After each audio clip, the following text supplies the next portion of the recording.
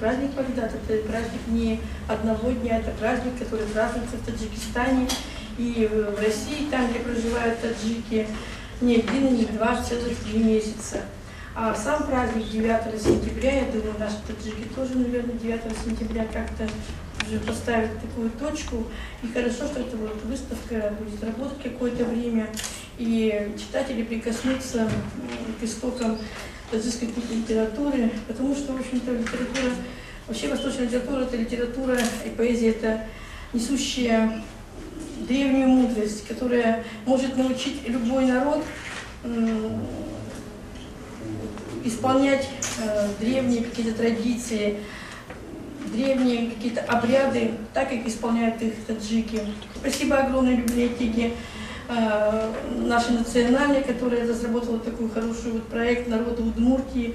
Очень часто обращаемся на сайт и смотрим очень много материалов, которые они собрали. Всех с праздником и всем огромное спасибо за то, что мы с вами делаем, за то, что, для того, чтобы в нашей республике был мир, согласие. Это наш общий праздник. Мы живем в России, а Россия едина многонациональность.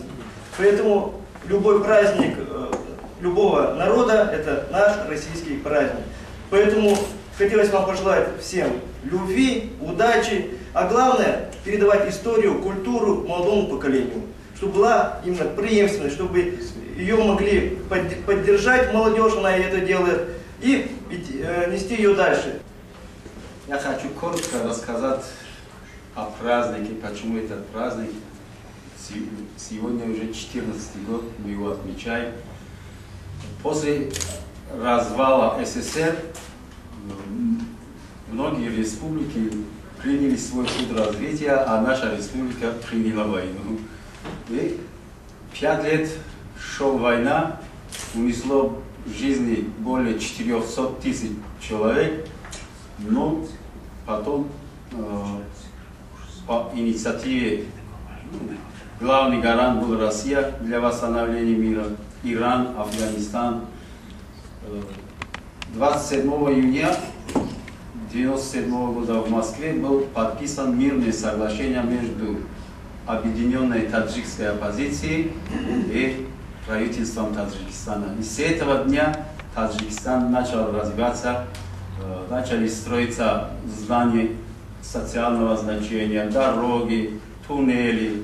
И сегодня Таджикистан уже вперед пошел по экономике и по другим, по культуре.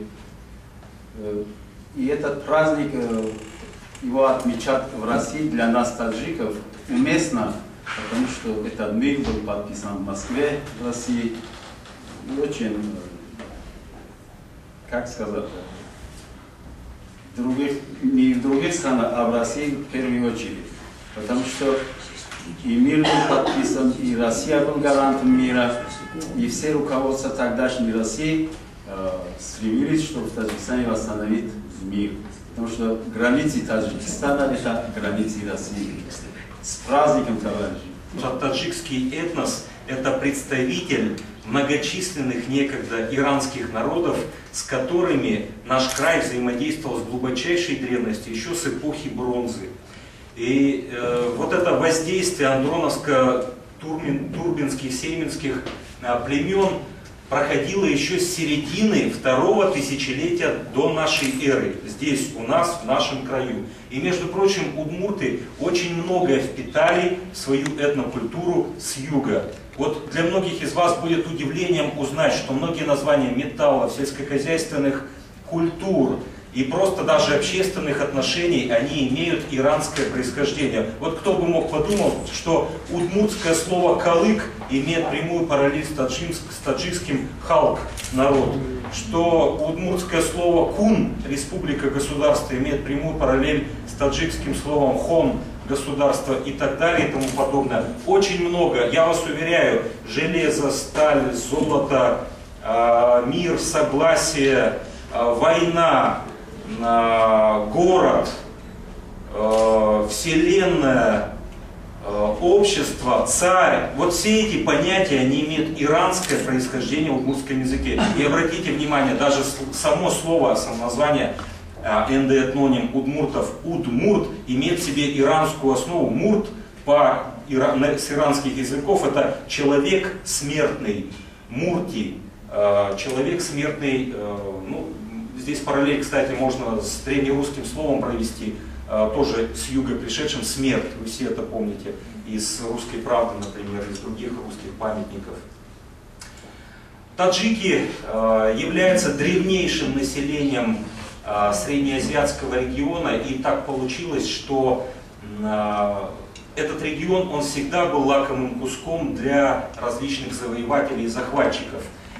Я напомню вам, что в Айкумене, вообще на земном шаре, было всего несколько очагов, где возникло пашено-плужное земледелие. Все знают про долину Нила, все знают про Месопотамию, про цивилизацию Мохенджо-Даро в Индии, но мало кто знает, что цивилизация древняя, земледельческая, возникла в междуречии Амударьи и Сырдарьи еще 5000 лет назад. То есть это тоже древний очаг культуры. И древние города ведут свое происхождение еще с тех незапамятных времен. Иранские народы составляли основу населения этого региона, и делились иранские народы на две части: скотоводческие и земледельческие.